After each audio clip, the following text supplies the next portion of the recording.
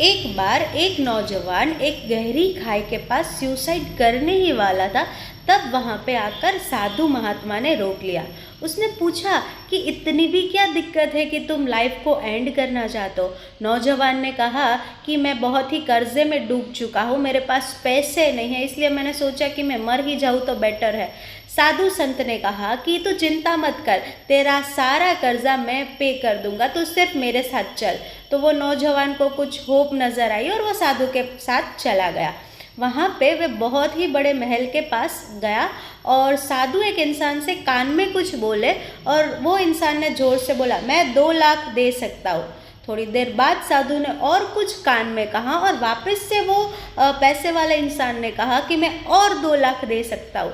तो वो जो हमारा नौजवान था उससे रहा नहीं गया और उसने साधु से कहा कि अब किसका डील कर रहे हो, किसके पैसे मुझे मिल रहे हैं। तो साधु ने कहा कि अब मैंने पहले तेरी एक आँख सेल करने की बात करी, फिर मैंने दूसरी आँख सेल करने की बात करी, फिर मैंने उनसे पूछा कि अगर तेरा पूरा शरीर मैं बेच दूँ तो कितना। तो उसने बोला 50-60 लाख से ज़्यादा नहीं देख सकता हूँ। तो वो नौजवान हंस के बोला कि साधु, आप जो भी मुझे समझाना चाहते हो मैं समझ गया हूँ।